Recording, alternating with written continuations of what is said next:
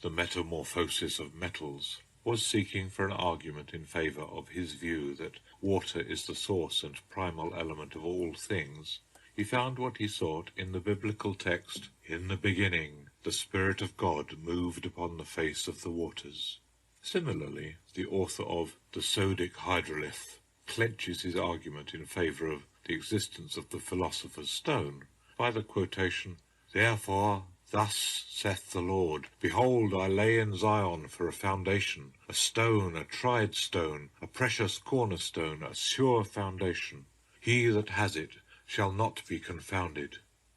This author works out in detail an analogy between the functions and virtues of the stone and the story of man's fall and redemption, as set forth in the Old and New Testaments. The same author speaks of Satan, that grim pseudo-alchemist.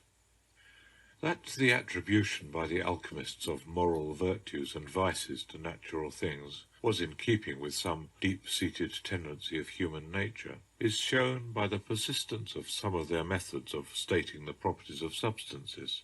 We still speak of perfect and imperfect gases, noble and base metals, good and bad conductors of electricity, and laws governing natural phenomena. Convinced of the simplicity of nature, certain that all natural events follow one course, sure that this course was known to them and was represented by the growth of plants and animals, the alchemists set themselves the task, firstly of proving by observations and experiments that their view of natural occurrences was correct, and secondly of discovering and gaining possession of the instrument whereby nature effects her transmutations and perfects her operations. The mastery of this instrument would give them power to change any metal into gold, the cure for all diseases, and the happiness which must come from the practical knowledge of the supreme secret of nature. The central quest of alchemy was the quest of an undefined and undefinable something, wherein was supposed to be contained all the powers and potencies of life, and whatever makes life worth living.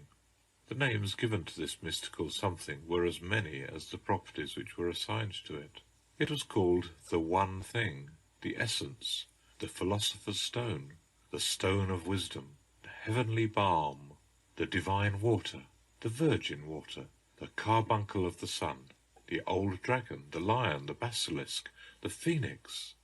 and many other names were given to it. We